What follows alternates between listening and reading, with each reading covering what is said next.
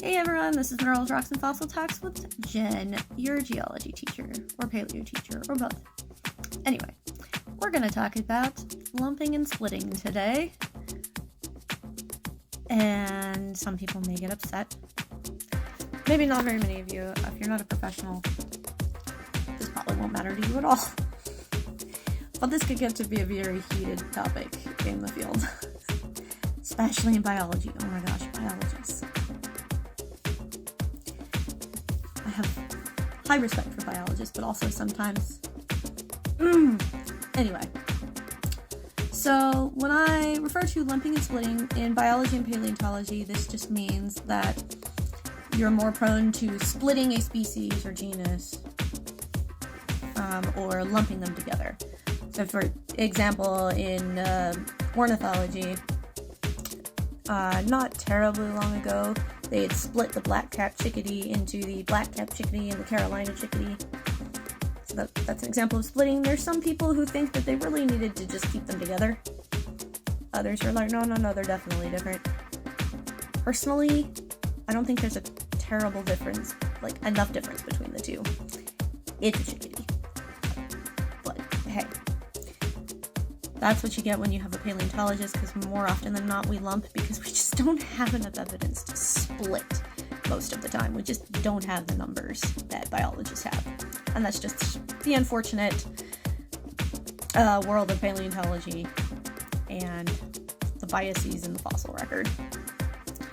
But that doesn't mean that people don't try. And one example in paleontology of a fight between lumpers and splitters is that of Saurophagnax maximus or Allosaurus maximus. So is Saurophagnax really its own genus, or is it just a really big-ass Allosaurus? I'm just going to share with you some research that I was able to dig up on the topic, and I'm going to warn you now, it's not very much because we just don't have the material. So, a study done in 1998 by David K. Smith compared femora, so those are the femurs, the upper leg bones, phalanges in the foot, so toe bones, dentaries, which is the lower jaw, humeri, your upper arm bone, and a few other elements that were a little less important. Took them from specimens from 6 major quarries: Canyon City, Colorado, Dry Mesa, Colorado, Como Bluff, Wyoming, the Carnegie Quarry at Dinosaur National Monument, Cleveland Lloyd Quarry at Jurassic National Monument, and the Saurophagnax site in Oklahoma. So, in his paper, he concluded that morphologically, meaning the physical traits in the bones, showed no evidence of multiple species outside of our Oklahoma site, and that Saurophagnax lies on the same growth trajectory as Allosaurus. Therefore, the most parsimonious answer was that Saurophagnax was not a separate genus. So, he concluded it was Allosaurus maximus. In 1996, Williamson and Schur described a large allosaurid from a few remains from the Peterson Quarry, New Mexico. They had a partial pelvis, hind limbs, and some caudal vertebrae. However, the fossils had not been lab prepped yet, nor were they reliably identifiable in the field, so they didn't have a ton to go off of.